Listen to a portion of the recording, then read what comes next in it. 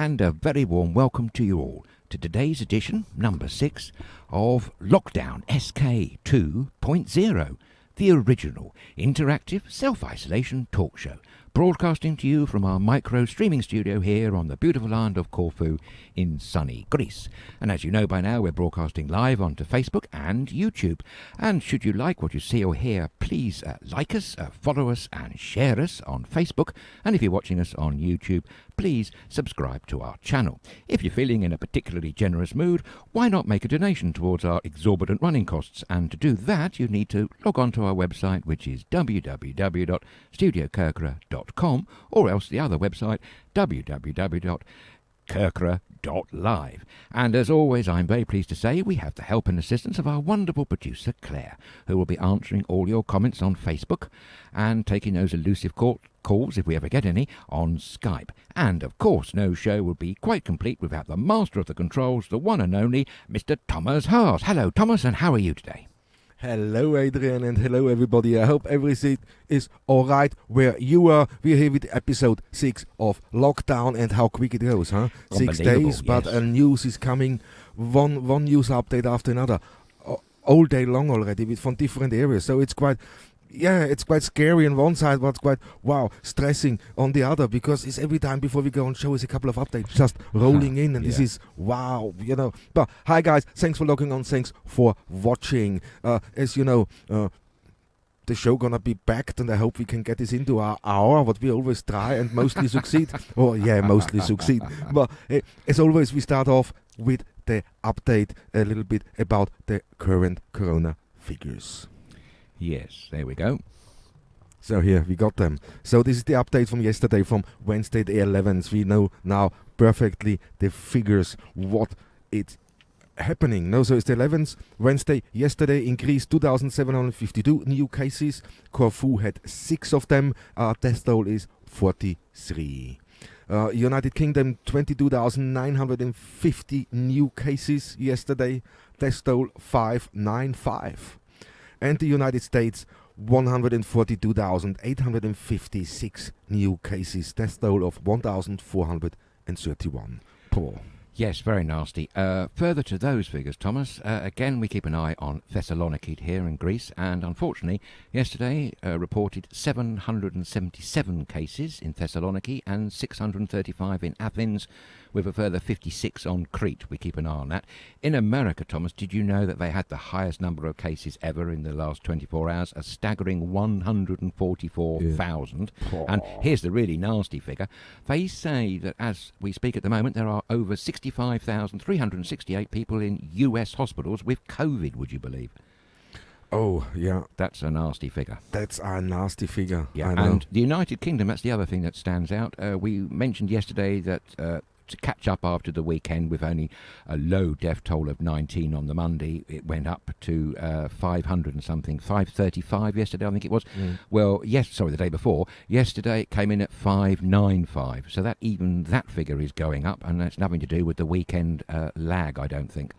And, of course, that's the day when there were over 50,000 cases reported, new cases in the UK, and there was a whole barrage of arguments going on late last night on Twitter, because there apparently, would you believe, Thomas, there was a big bust-up inside number 10 Downing Street. They were having a little bit of a squabble.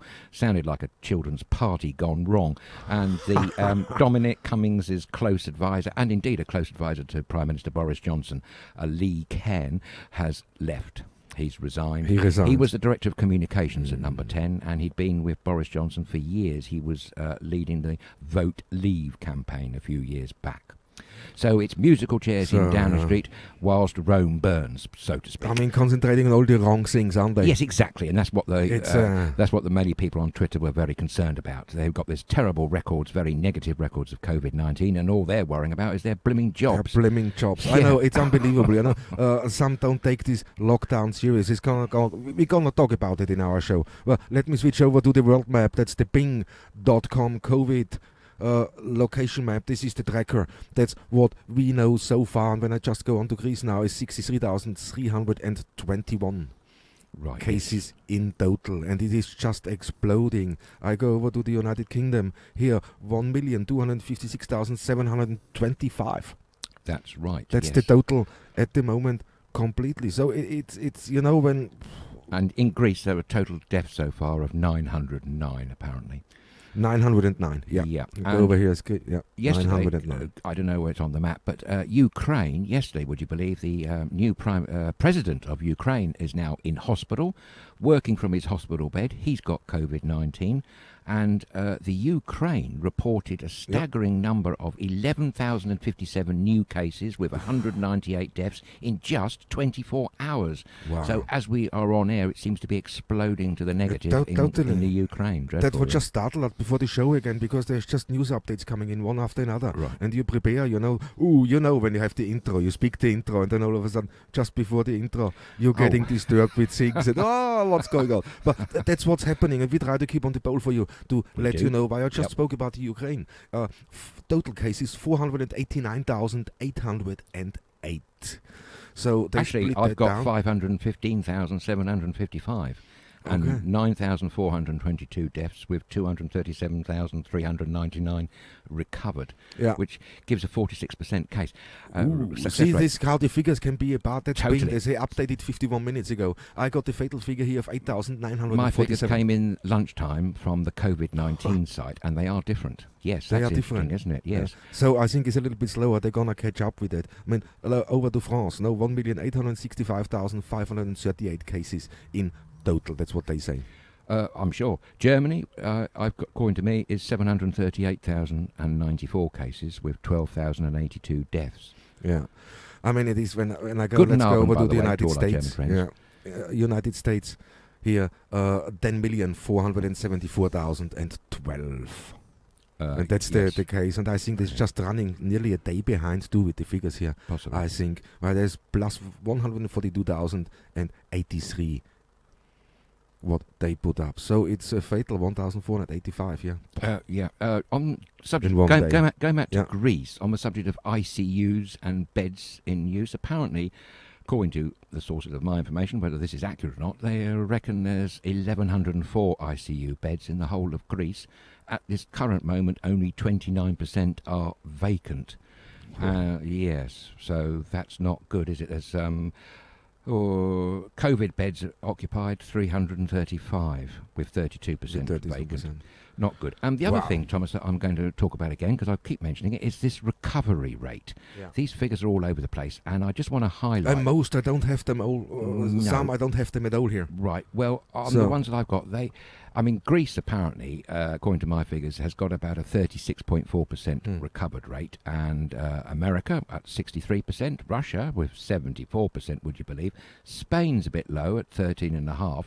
And as I said, Greece is 36.4 and the world is running at 70. But here's the one that stands out as being absolutely not accurate at all, the United Kingdom. Because according to consistent figures, they're claiming at the moment 10,783 cases, which gives a percentage of 0.9%, which is the lowest across the globe. Ooh. I can't believe that's right. Surely not. It's weird when I look here on the map, it doesn't say anything.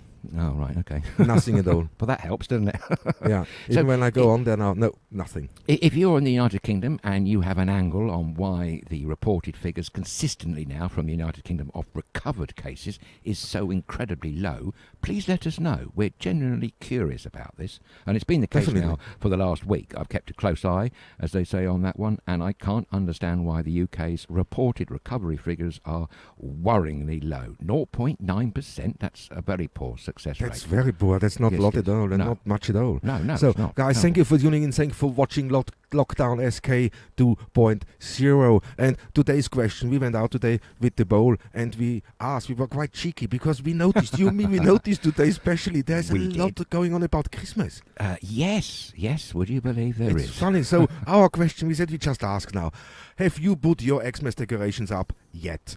Yes, no, or thinking about it. 6% say yes, 83% say no, and thinking about it 11%. Right. So we try to mix that in the show a little bit. We know it's a dark time. It's really a bad time for everyone around the globe at the moment. So sometimes we just throw things in just to cheer you up a little bit. It cheers us up at the same time, and that's why we're doing it. We're as scared as you are, and we have a lot of questions, the same as you are. And together we can look into that. Together we can research, and together we can keep us up to date and take that little bit of an edge away. Absolutely, and we always, as the Monty Python song used to say, we always like to look on the bright side of life, where there is, and where we can. And talking positively, let me say hello to so many who tuned in and writing comments. So if you wanna comment live or you have something to say it here now. Through the live comments, interact with us here, or send us an email to inbox@studiokerkera.com. So you can talk with us, you can chat with us. But Lina Harry is saying, hi all, another nice day here on the island. Yes, it was. Beautiful, it was fantastic. Yes, great. Anthony van der Grank is saying, hello my friends from a very wet Utrecht in Holland. Hi Anthony. Hi Anthony, keep dry if you can. Lauren Smith, hi everybody from a sunny Pompey, Southeast England. Hope all keeping safe. Thank you. Margaret Black is watching. Hi everybody, hope you're all doing great. Yes, thank you. Nice to hear from you, Margaret. Great one. And Tom Giddings, hi everyone, looking forward to this great show again. Thank you so much. Hi Tom, we love hearing from you and all your friends everywhere across the world. We don't care who we hear from, actually. Exactly, it's fantastic. It cheers us up, and hopefully it cheers you up too. So, Margaret Johnson, hi everybody from Kent. Hope everybody is good. Yes, we are. Hi Margaret. I mean, the case is increasing now on the island, but we still are all keeping a cool head. Sarah Roseman is saying, hi everybody, hope you all coping with lockdown. Yes, at the moment it's only 6 days in. Yes. Yeah, she said regards from a sunny, dry Romney Marsh. Oh, good. Elaine is saying, hello to all. Hi Elaine, nice to see you. Hi Elaine. It's great. There's so many writing in. It's fantastic. Jackie Cherry is here. Hi everybody. Bad news today for a municipal worker in Aguirades. Tested positive of COVID. Yeah, this is one of the local stories here on Corfu. What broke earlier is that one of the municipal workers south Corfu tested positive. We did not know it was in Aguirades. So thank you for letting us know. That's great. John White is writing in, good afternoon to Joel. Caroline is writing in, can't put my decorations up as they are in the warehouse in Leeds, hopefully arriving on the 11th of December. Good luck with that one. Sarah Dowers, no Christmas decorations yet, but might dress Pierre Dowers up like a Christmas fairy. If you do, can you take a picture and send it in? We'd love to have a look. Hello, both of you. That's great to hear from you. And Pierre Dowers is saying afternoon with a thumbs up. So we want a picture of that one, please, Sarah. That would be great. So I wonder what would be the top decoration on his head. What do you reckon? I don't want to say. Oh, okay. It's a family show, of course. Yes, I understand. No, it's great. That's fantastic. See, this is why we're doing the show. We can cheer us up. We know it's really bad. We have to, don't we? We have to. We have to stay positive, and we're gonna talk about some issues in a moment. But here, quick in Caroline is saying, it turns out I was early with the 9 p.m. curfew. However, I'll be right from tomorrow. Yes. No. Well done, Caroline. Thanks for giving us better a heads safe up, than sorry. Absolutely. Yes. We kind of knew that it had an inevitability about it, didn't it, really? Once these things get implemented in certain parts of Greece, it's pretty obvious that it's going to spread across the country, as indeed it would in most other countries. Although I know the UK went for a time on a policy of localised lockdowns. But even there, they're still humming about things, aren't they? Well, now they're in full national lockdown, so it just goes to show that you can't take any comfort from the fact that there's just a series of local lockdowns, because pretty soon, if the figures don't improve, you're going to get a national one. And that's proved to be the case here. Definitely. Here's Dave Raymond is saying, Kalisperas from England. Yasu, have a great show, guys. Thank you. And Amis Bella from Finland is saying, great evening. Oh, hi, Army, and Haiva Ilta to you. Hope you're well and happy, and all our lovely Finnish friends. Yeah, but let's talk about why we chose this question today, about have you put up your Christmas decorations, because you came up and you say, you know what, you read that about psychologists saying it's quite good actually now. That's right. Social media influencers were early on the bandwagon to encourage people to put the Christmas decorations up. I think this started maybe in America. People fed up with the US presidential election, and people were desperately looking for something good and positive to do, and also something to look forward to. So the moment of thought was, let's put the Christmas decorations up. But then, of course, that created the usual opposite gang, the backlash, and loads of people were posting photographs of their Christmas trees in their lofts or down in their garden shed. So it seems to be a bit of a contentious issue. We're just curious as to know where you, our wonderful viewers, wherever you are in the world, if indeed you celebrate Christmas. Of course, not everyone does, of course. But anyway, it's also actually going to, thinking about it, it's the great Hindu festival, isn't it? Diwali, a festival of light. I don't know how that's going. I'm not quite sure when it is, but it's normally in November, and I dare say that this year's wouldn't be the same as in past years. But here Anthony van der Krank is saying no Christmas decorations yet. We have other children's festivities. St. Nicholas, 5th of September, December. Yes, that's right. You know, and that's right. It's exactly so point, isn't it? It is. That's a very good point for reminding me. Indeed, you do. Amsterdam at Christmas, I used to go to a long time ago, and that was great, actually. It all happens there on Christmas Eve, and as you say, St. Nicholas Day. Yeah, yes. 5th of December, and in Austria also 5th and 6th of December, no? Right. There's this, you know, the first is the St. Nicholas, and then we have the Krampus. This is the devil comes and takes all the naughty children away. But but he missed a few. Unfortunately, they've grown up to be very nasty adults. So it's mentioning no names, of course.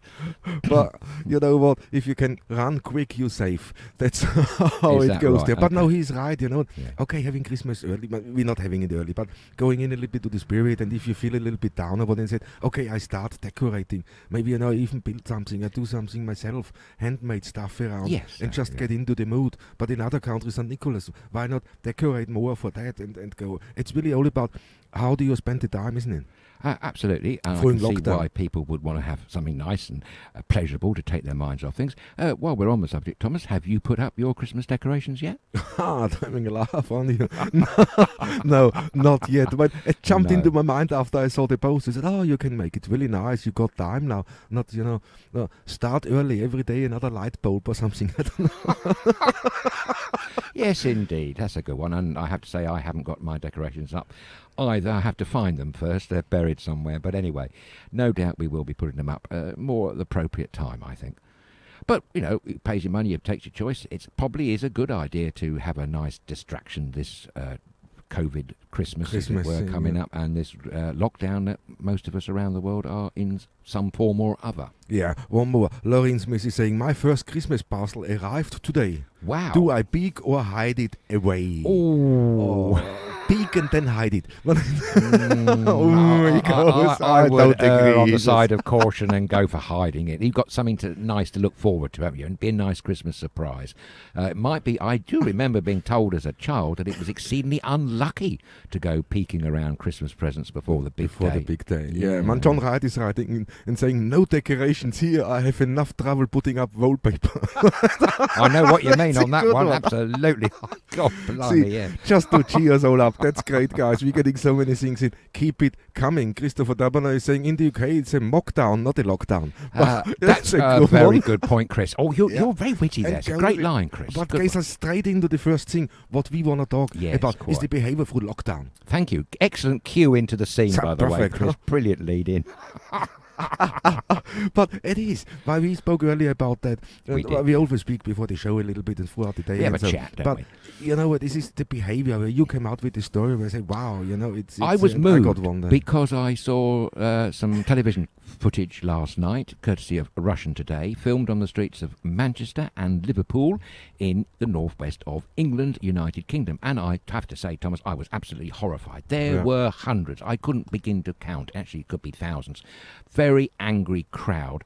Mostly 20s, 30s, 40s of age, I would say, all different, both men and women, and they were so angry about lockdown, about all the restrictions, and they were demanding freedom, and they were going on about a government conspiracy. They're not buying any of it. But the thing that caught my eye was the sheer patience and the fortitude that the UK police force had to undergo. They were being pelted, they were being shouted at, and I think one of the police officers felt threatened and released some pepper spray.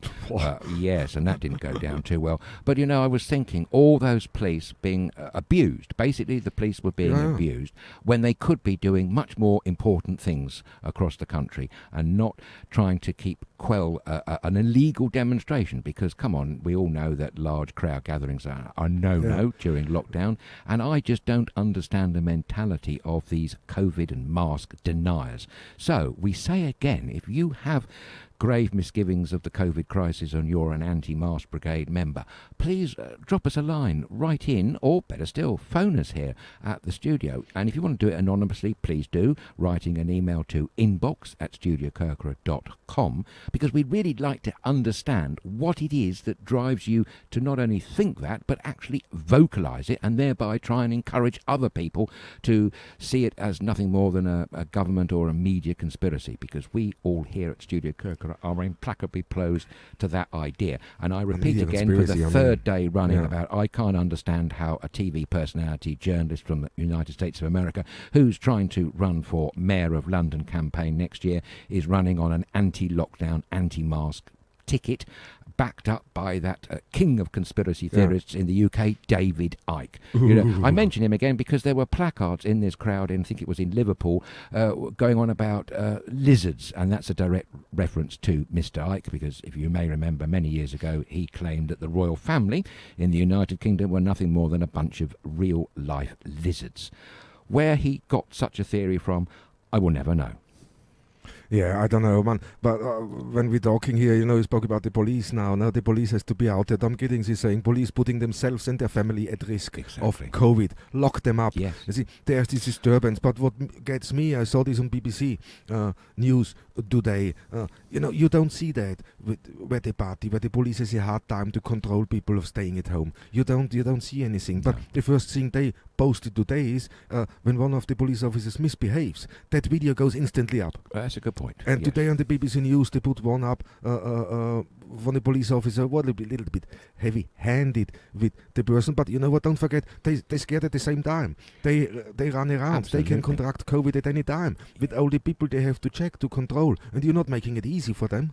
So there's somebody, one of these police, constables gets upset. You can't really blame them. It's when we talk about mental health, they gonna struggle too. What do you think is not affecting them at all? Yeah, absolutely. All the police that I saw in both Manchester and Liverpool on the streets were all wearing masks, and the other thing is, of course, every single demonstrator was not wearing a mask.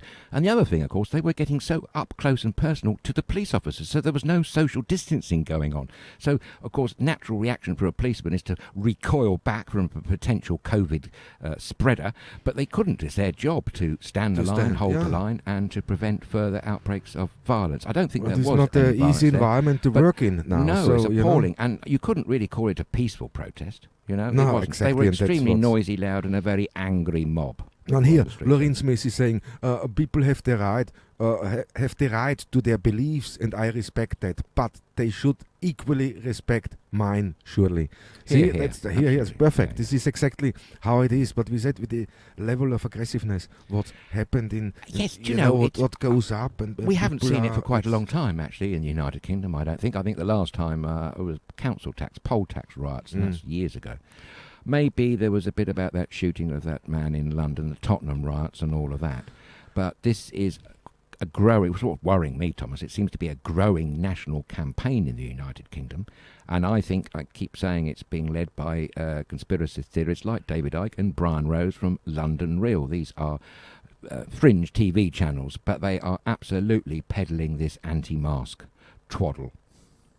Yeah, I mean, Tom Giddings is saying, like the gentleman playing the pipes at the Memorial Sunday, walked straight into the police on purpose, and guess what? People were recording it on purpose. Don't have time for them. So, it's when I read that, when John Wright, people turned up in Manchester and on Remembrance Day and turned into a march against mask wearing. That's right, yeah. This happened on a day where we remember our fallen.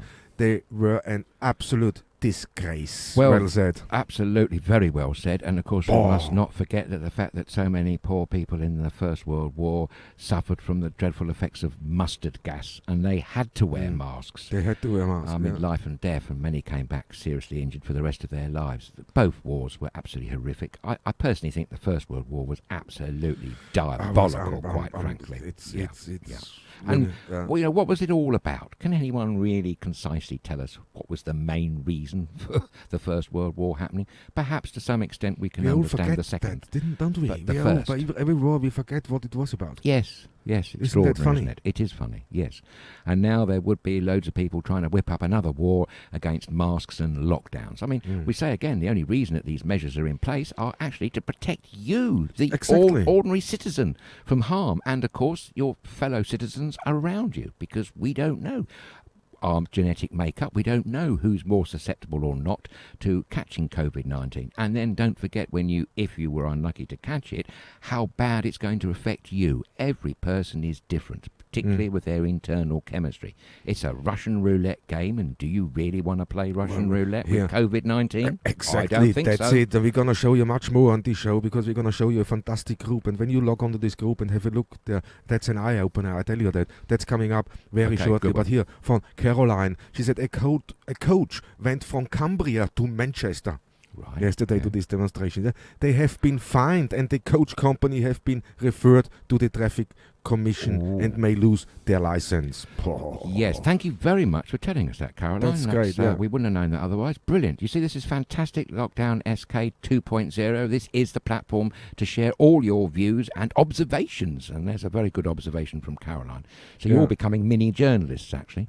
Yeah, I mean, Margaret, exactly. That's what makes it so interesting. Through social media, we can become mini journalists. We can all tell our story, and we can all combine that, collaborate like we do here, guys, and we can tell that. Margaret Black is saying, yes, Tom, the police were totally targeted. The piper walked straight into the officer. I'm a veteran, and I was disappointed with the group. That's it, yeah. There you see, but that's what drives it in. And I think we can categorize it a little bit into mental health issue. Yes. You know, the issues are rising, and now the latest study came out, and they say in the United Kingdom, as example, 1 in 5 Cool, blimey. has mental health issues because of lockdown, because of the current situation. I'm not surprised at all. I'm not surprised either. No. And another figure I saw today on a Facebook post was in the United Kingdom. They reckon that since the beginning, in the last month or so, the national suicide rate has shot up by 200%, which, if that's true, is absolutely diabolical. Dreadful, isn't it? It's dreadful, and we have a big issue with that, and it becomes apparent that we have a big problem, and how little has been done in the last few decades, to support that, to make the awareness of mental health issue, or raise awareness of the problem we have. It always gets downplayed. It does, and of course a lot of austerity cuts. Budget cuts in the United Kingdom, particularly taking funding away from councils who used to provide, for a period of time, quite some good services.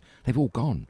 And a lot of people who really need the help, particularly now, there isn't the help there to get. So groups like you're going to talk about in a minute, Thomas, are even more important. Yeah. Because there's definitely a layer of help that people were able to seek that have suddenly gone because of central government cuts in funding to essential public services. And that's terrible. Yes, that's terrible. When we speak now, we speak about our problems. We speak about others. When we spoke about our heroes in blue out there, the police. No, I mean, they must have, the stress that they must be under. At the moment. Totally. The uncertainty. Yeah. Here, Pierre Towers, I think that's good. It all boils down to an inbred lack of respect of authority in the UK. I dare to imagine what would happen if you disrespect a policeman in Greece, Germany, Italy, Russia, or indeed most other countries for that matter, especially in the United States.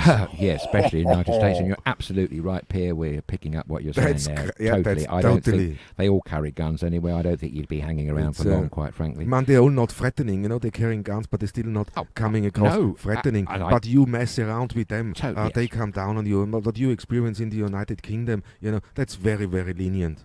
It is. Yes. It's very lenient. You do this, especially here in Greece. You disrespect a police officer, you gonna feel it. Mm-hmm. Definitely. Russia do. Oh my God. Germany, Austria, when you look, you get punished. There is no way straight away. There is no talking around. There is no trying to talk this situation through. If you behave like that, that's instant. That's red card, and they drag you off the field. I think Turkey could be another country you could add on that list. Definitely. Especially if you happen to be a journalist. They don't like journalists. People don't realize how good they have it in the United Kingdom. Well, exactly. This is the next thing. What a great country. What a fantastic country. Yeah. Maybe somebody, at the moment we have problems. Yeah, everybody has this problem, not just the the UK, but it's still a fantastic country. Come on. Well, yes, I'm not saying it's not. It is indeed. There is a lot of argument as to how they've handled the pandemic, and of course, shenanigans like last night, all that musical chairs in Downing Street, in the middle of a pandemic, in the middle of the very day that the UK announced over 50,000 cases. It doesn't play well for the public's support, does it really? Because I think most normal, average people in the United Kingdom just want the government to get on and get a grip as much as they can with the crisis. Totally. I mean, Tom Giddings is saying, I completely agree. Then it would be have more demonstration for being treated wrong. It would be all over the news. No, wrong, I know. But he's right. It is, it is also the media what makes that a little bit.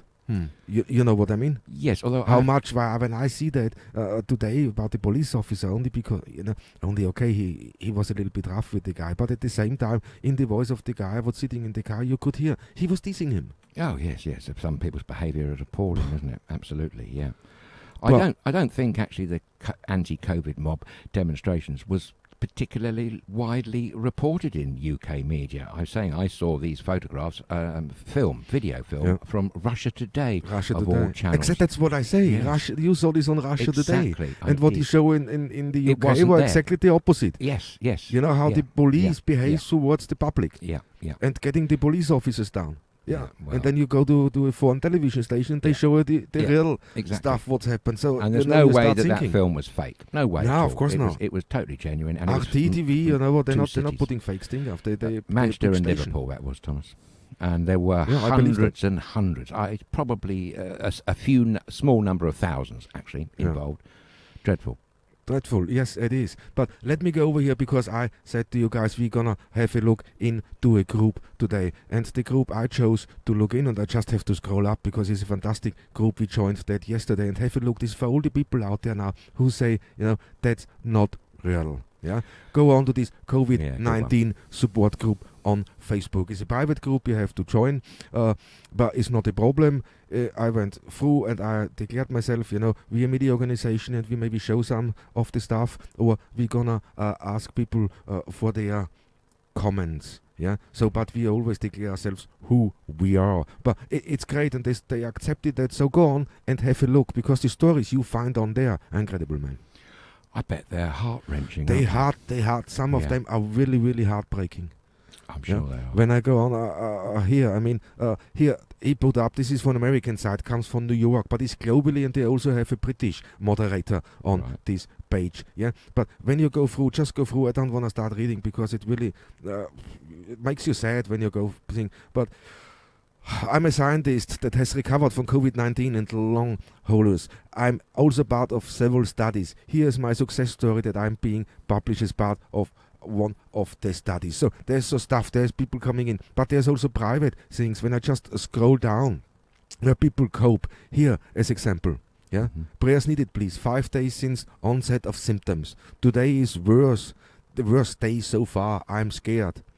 I'm trying to deep breathe to keep my lungs clear. Plus, Munich said, tablets, and my temperature has been over 101, and I'm has been over 101, so gone down. No, I was exposed last week and tested positive this past Thursday. I've self-isolated. I miss my kids and husband so much. Staying away from everyone is so lonely, but so very necessary. They put this on my window, and there you can see on the side the kids were throwing up and so there's stress. It stresses you, and there's a lot of stories on here where people lost loved ones. That struck me. Absolutely, yeah. There's a lot of stories where people lost their loved ones, due to COVID. One man lost his whole family. Yes, you said about that. Yeah, so there's really, this is a real story. There's nothing fake on it here. People really asking questions. What symptoms do you have? Man, have a look at that. If you think that's a joke because he's sitting there and faking that, then you're mad. Yes. I saw an interview yesterday with the actor Hugh Grant on an American late-night chat show, and he was describing in detail how it was for him. He suffered COVID-19 a few months ago now, and he said he was really quite ill for a number of weeks. He had terrible headaches, he was vomiting, he had dizzy spells, high temperature, lost his smell, taste, the whole lot, and he's recovered now. But he was saying no way was it anything like normal flu whatsoever. No.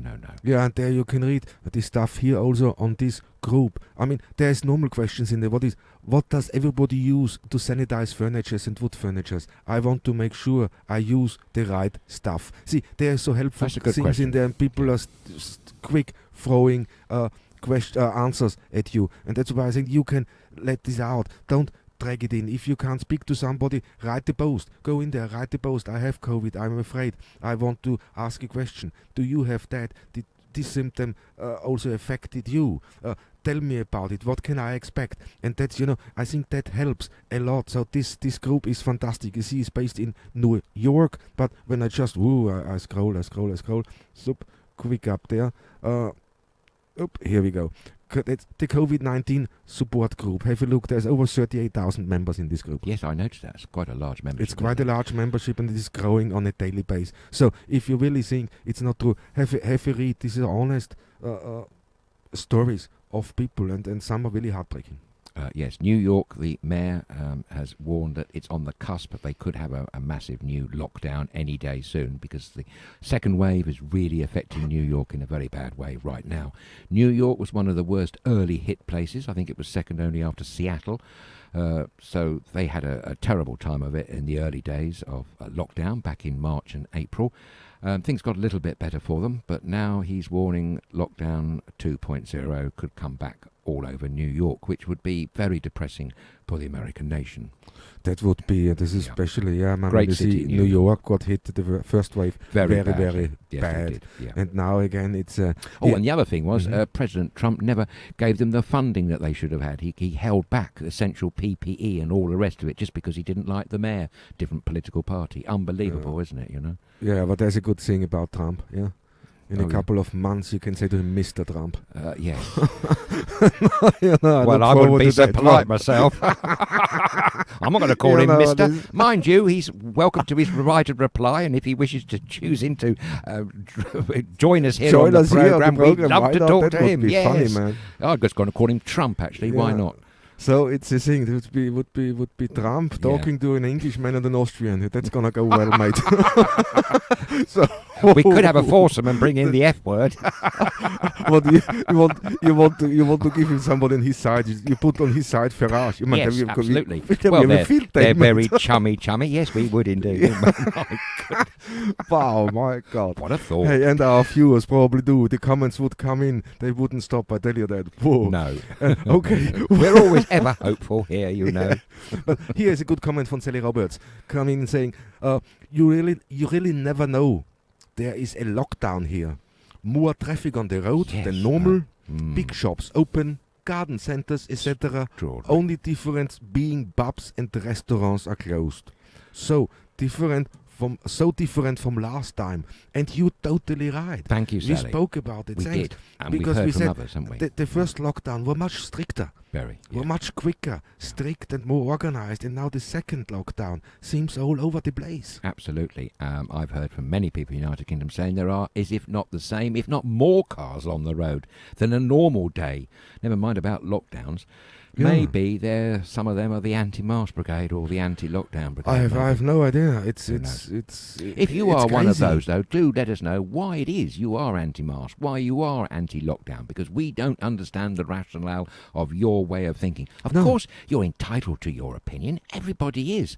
But the way some people are shouting and trying to be rather aggressive about this, they're like trying to convince everyone else that they are right. A bit like your story you were telling us yesterday about the church, the man and his friend.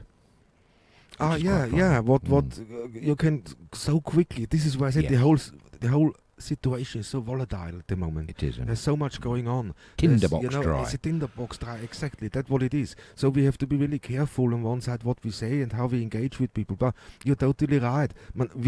You met a couple, I met a couple of people who are against masks. So yes, I have, why should I wear that? But the funny thing is when you start, okay, I accept that, let's talk about it. Why? Give me a reason why.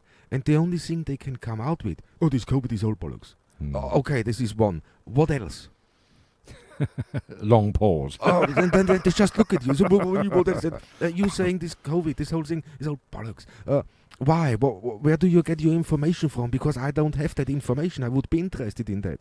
Then he said, it's all over the news. I said, no, it's not.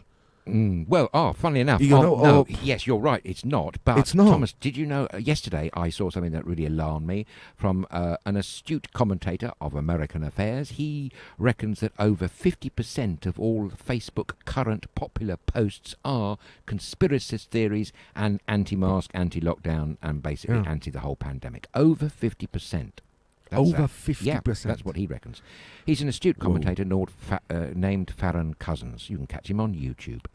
Yeah, no, people don't. He's not a Trump lover, I can tell you that. Yeah. Is he not? No. But there you see again, you got this information. Don't rely just on social media.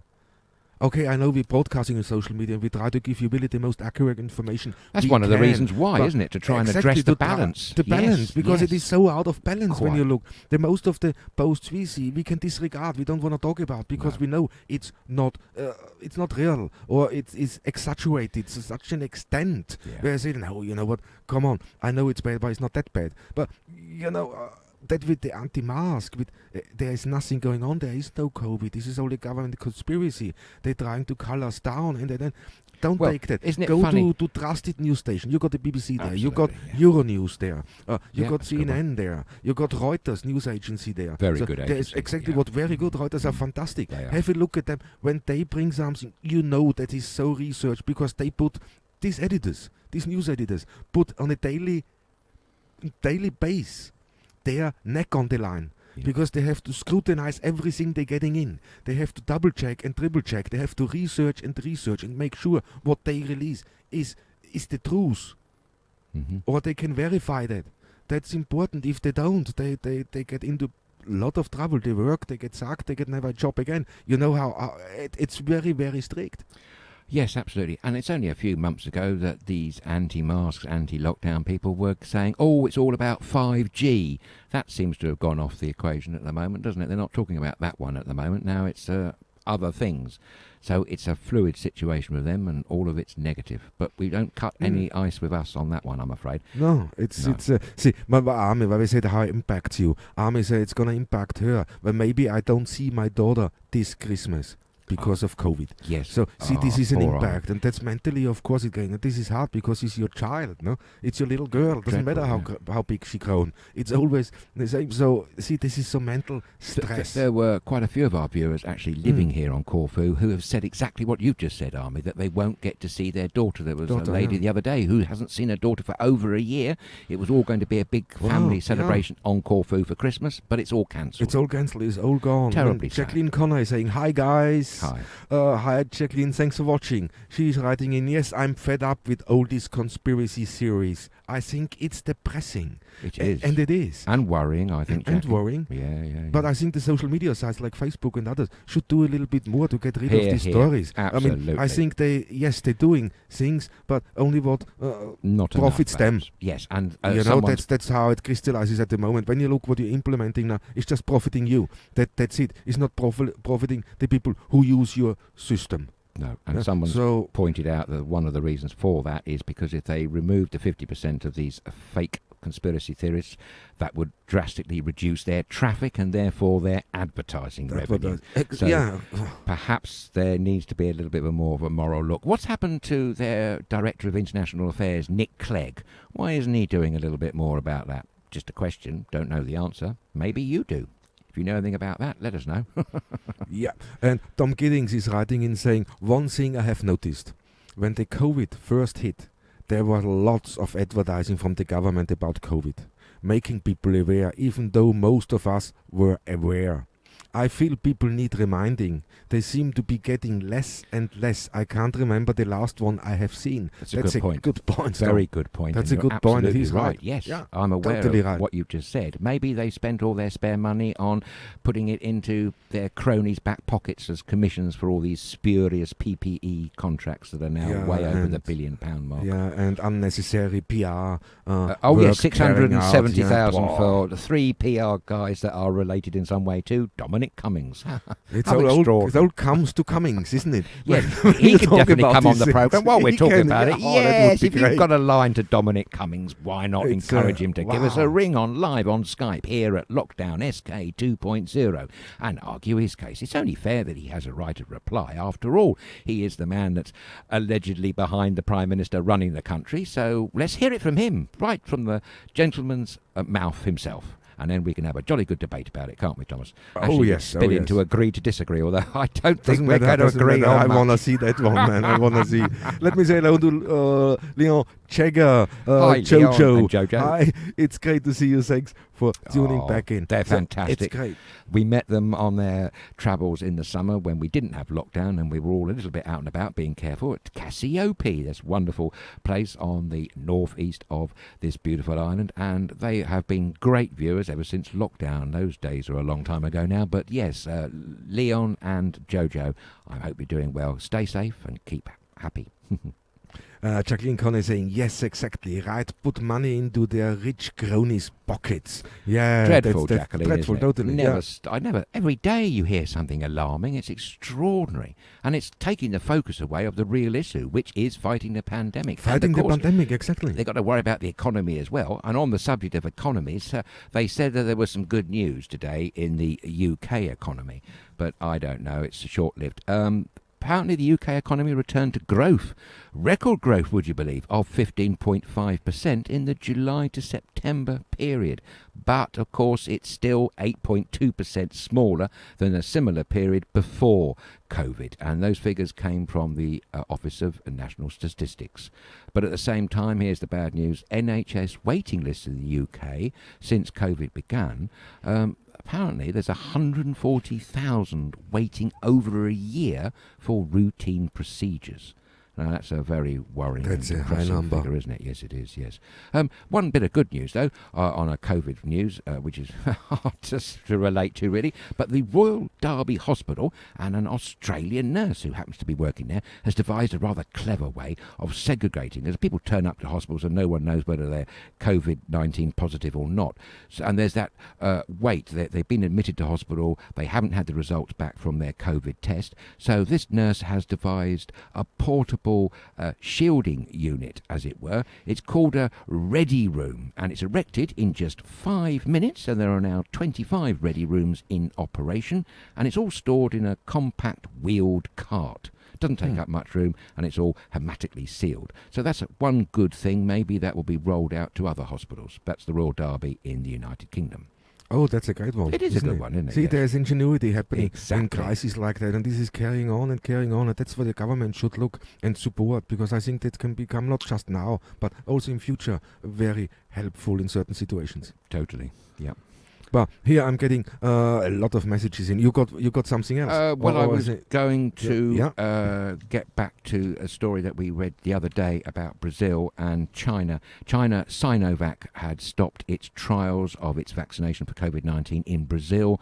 You'll be pleased to know they've restarted them again. That was because of a certain severe incident that happened on the 29th of October. Would you believe the severe incident was actually a suicide, and it was nothing to do with COVID-19 whatsoever. There we go, isn't it? Yes, exactly. How quick you have to be, really. Some news you have to take with a pinch of salt before you go in here. Absolutely. Pierre Towers, it's inconvenient, yes, but hopefully in a few months with the vaccine imminent, things may start returning to some resemblance of normality. So I wish people would suck it up, buttercup, and help each other by following the guides. Yes, absolutely. The guidance, yeah.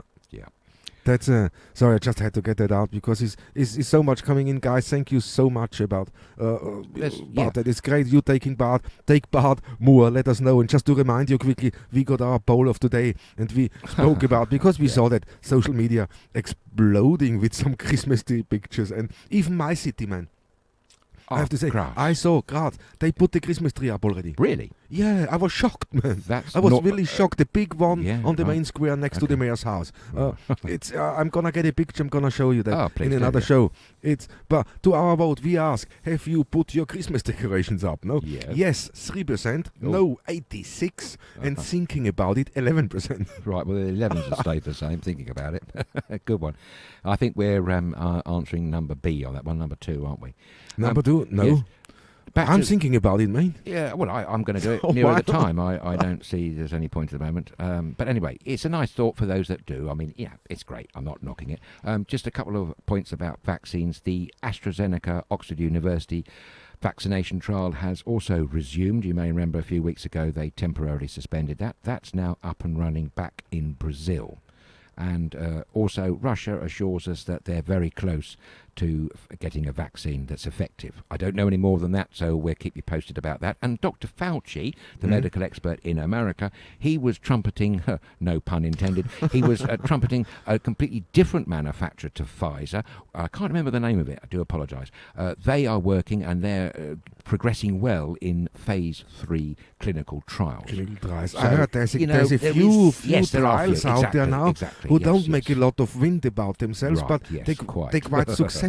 Yeah. So they patients, they wait until they really have all the facts in their hand and said, yes, what we just developed, that works 100%. We saw that, okay, maybe it covers only 90%, but, they got the backup of all the data. What Pfizer, when they claim what they did, the backup of data is still missing. Yes, absolutely. Yes. Is the spokesman for the UK government, as example, said they're waiting for the data and until they get the data, what supports the claim, no? That can be weeks. Exactly. They have just received emergency licensing, I do believe, from the American authorities. Which is slightly ahead of schedule because that was scheduled for the very end of the month. They have now got that. But it sounds to me, though, Thomas, as you just pointed out, it's being a bit rushed, isn't it? Exactly. That's what I said. When we obviously want to be first to market. The first to market is all about the stock price. It's all about the stock market. 19% they went up the other day. Wow. From a low point. That's a mountain. Yes, it is. A huge amount. And good for the chairman and all the people with those fancy share options, no doubt.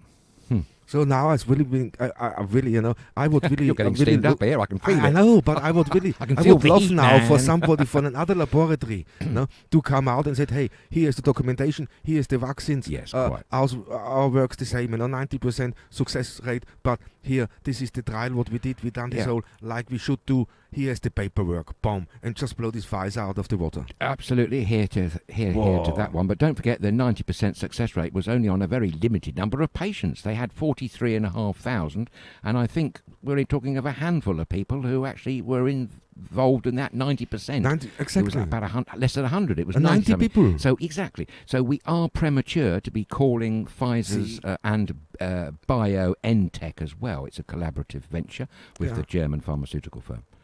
So does the government allow that to happen? Does the media organization said, okay, what is so desperate for good news? Does it say, let's get some good news? Yeah. There's the desperation from the media side. Okay, we want some good news and it sounds great. And there's the brilliant talking and marketing skills of Pfizer coming in to push that in the right direction. And maybe some money changed hands there. I'm not sure about that. But to come out with that comment so prematurely and so... fact, so when you watch that interview, when you watch that not interview, but when you watch the announcement he did, I mean, how sure he was about himself, and you know what I detected in there. Go on. Great salesmanship. Ah, yes. Well, they are successful at that. I dare say a fair few people and private equity companies and all the rest of it have made a bit of a killing recently on the back of Pfizer's ascending share price, especially if they bought low a few months ago. That's what it probably all comes down to, actually, which is tragic. But anyway, the good news is that there are many vaccinations in so far successfully trialling around the globe. But so I hope there's a few cracking that nut but at we the must same time would be remember great. that what they all said at the beginning of this lockdown 1.0, that a vaccination, an effective proved vaccination, is still a long way away. Somebody pointed out yesterday that actually the average time for a successful vaccination from research to full marketability, it can be between 5 and 10 years. I know. And to think that Pfizer's only been working on this for a short period of time. One thing we should also remind everybody, of course, Thomas, Pfizer has had a lot of money. I was told that it didn't actually have money from the US Treasury like a lot of other American pharmaceutical companies have. Yeah, and that's what I mean. And so private ones what really give everything they have into it to find the vaccine. I mean, there's a lot of generous people out there, man. Oh, there are indeed. Absolutely, yes. Quite so. Let me go over quickly. Breaking news. Breaking news. Number of new UK COVID cases hits 33,470, the highest daily figure recorded since the outbreak began. That's terrible. Yeah? And Nicola Adams is out of Strictly Come Dancing after partner Katya Jones tested positive for COVID-19. Blimey, it's even got to the nation's #1 TV programme. You see, it goes everywhere, this COVID-19. It goes everywhere. There is nobody is safe, man. No one is safe. That's what we try to get over there. And thanks God we got so many, all of our followers, all of our viewers and our friends there, they're all taking it serious. And majority is taking it serious. But these groups, is this third, or 40%, I think, what really caused the problem. What has to step out of line, don't respect rules, and just think we can carry on as normal. No, we can't. We have to work all together here, as hard as it is. And this is hard for us at the same time. Don't worry, it's not nice to be in lockdown. We're all in the same thing. But, we entertain ourselves at least for an hour a day. We can chat with you, we can get your comments, and we can talk about these things and let that out. And that's exactly why we're doing that, why we're here. So if you want to take part, don't hesitate. Write us an email to inbox@studiokerkira.com. Let us know what's on your chest, or talk with us live via Skype. Organize a call with us. We're happy to have you live here in the show. Whatever it is, if you want to talk about the subject, if you want to promote something, if you want to highlight something, doesn't matter. And of course, all the live comments we receive throughout the show. That's what cheers us up, that's what keeps us going. Indeed, you do cheer us up, all of our wonderful audience, and we'll do our best to be as positive under these trying times as we possibly can. As we say, we'll try and look on the bright side. Yeah, I mean, Marcus Bennison is writing in. Hi, Marcus. Hi, Marcus. Nice to see you. He said, shares what Trump tweeted about when the Pfizer news came out, nothing about the vaccine. Reaction of a 7-year-old. That's a good one. Yes, Marcus. That's it. That's on totally the right, spot. Yes. And Cassidaquas, 32,400 just announced. Yes, I just got that. My iPad popped up with the news. How great is it? I mean, finally it works. Absolutely, yeah. I done an upgrade, man, and somehow something went wrong. I don't know, but it seems to have rectified itself. So great, man. Yes, absolutely. Nice. And that's for another thing. But you know what? An hour is nearly gone. Yeah, and we wanted to talk about how technology gotten in to the older generation. But I think we're going to keep that for tomorrow, because it's an interesting part to talk about how technology can help you. And this can also help you with your mental health issues. It became a big thing. But we're going to talk, I think, in tomorrow's show, because you got something else. And I want you to read that one poem you got prepared, mate. I've got a poem. You want the poem tonight? Yes, well, why not? Indeed. This poem, actually, it fits into one of the subjects on the board of mental health. The gentleman who wrote this poem was quite famed for his mental health issues, having suffered several nervous breakdowns. The comedian, writer, poet and author, unfortunately no longer alive, Spike Milligan. Many people know Spike Milligan, and this poem was brought to my attention by Laureen Smith from Portsmouth, one of our stalwart viewers and supporters, and she posted it on Facebook today, and it is called, rather appropriately enough, Smile by Spike Milligan. Smiling is infectious. You catch it like the flu. When someone smiled at me today, I started smiling too. I passed around the corner and someone saw my grin. When he smiled, I realized I'd passed it on to him. I thought about that smile, then realized its worth. A single smile, just like mine, could travel around the earth. So, if you feel a smile begin, don't leave it undetected. Let's start an epidemic quick and get the world infected. There we go. Wow, Spike Milligan brilliant. penned those words quite a long time ago, but it's quite prophetic for right now, isn't it? And surely a smile, it's much less face muscle usage smiling than it is a frown. So we all say, don't we? A lot of people say, keep smiling. I have to say, I say that line quite a lot, but I never realised, really, I can trace it back to the great comedian. Okay, he was a bit of an oddball, but wow, we like oddballs. He had a bit of a tragic time, really, but he did meet some success. They reckon he was a precursor to the Monty Pythons. Of course, long-running member of the Goons was Spike Milligan. And he also had a long-running BBC series called Q1, 2, 3, 4 and 5. I think it ended in 1975 on Q9 or something. I suppose in his day he was seen as a bit of an alternative comedian. But nonetheless, he was a playwright, author and poet, and the value of smiling. And it is infectious, isn't it? You know, when you hear people laugh, you often want to catch laugh. So my thanks to Laureen Smith for posting that on Facebook earlier today. Thank you, Laureen. That's great. And keep it coming, guys. If you have a poem you want Adrian to read out, don't hesitate, because we're doing soon our poetry show program. Great. But we also want to keep that in here. I think it makes total sense. Margaret Johnson is saying, poem is very good. It is. Old Spike Milligan, he was quite a character, wasn't he? He was, yeah. I mean, I don't know that much about him, but what I know, zany character. Exactly. Very zany. That's what but he was part of the Goons along with Michael Bentine and Harry Seacombe, who was a fantastic singer who had them. A bit before your day, Thomas, shall we say that? I saw, just wanted to highlight that. I thought you were going there, yes, before your day. I have to say the Goons were a trifle before my day, but I do remember seeing Spike Milligan grace our TV screens in the 70s.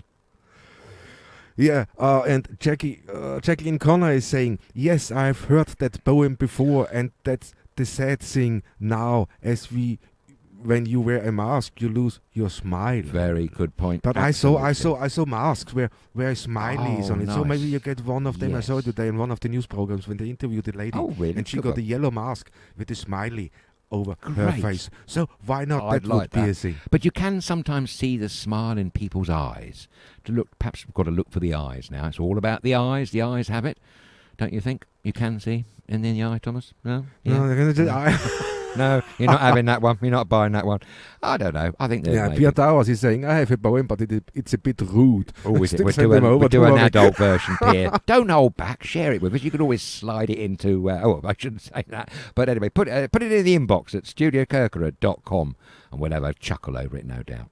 Yeah, definitely. And there's much more coming in. I still smile even though you can't see it. So that's great, guys. But brilliant. I got one more thing for you, as I had the poem, and I didn't want to leave you without a nice picture of this beautiful island of Corfu you all love so much. We love a good picture. Send me a picture from anywhere in the world where you are, where you said, that's my place, and that's a beautiful side, a beautiful picture from your area you live. That would be great.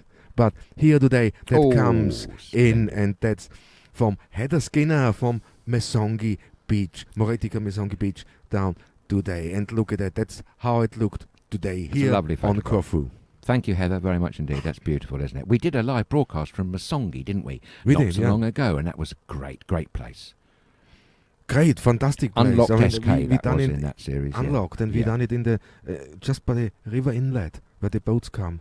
We did. Great, yes. what beautiful location. It is. But let me see, there's the picture up, and I update you quickly on our poll we had today. Have you put your Christmas decorations up? Yes, 3%, no, 86%, and think about it, 11%. All right, okay. Good one. Thank you ever so much for taking part, by the way, everybody. But sadly enough, guys, this is all we have time for today. If there's any comments we have not read out, I'm really, really sorry. I'm going to try to get them in today, and this is still coming. Beautiful. I wish I was there. Yes, Jackie, we are very, very privileged. And Tom Giddings is saying, great picture, Heather. Definitely. Yes. Yes, thank you, Heather. But that's all we have time for today. Thanks for logging on. Thanks for watching. If you want to follow us or click like us or subscribe on our YouTube, please do so. But that's all. Until tomorrow, have a fantastic evening. Enjoy it. And I'm going to see you 6 p.m. Greek time tomorrow, 4 p.m. UK time. Until then, Kalinichta. Yes, indeed. And thank you very much, as always, for sharing your time with us. Enjoy the rest of the day or evening, wherever you are. And as always, a very goodbye to you all.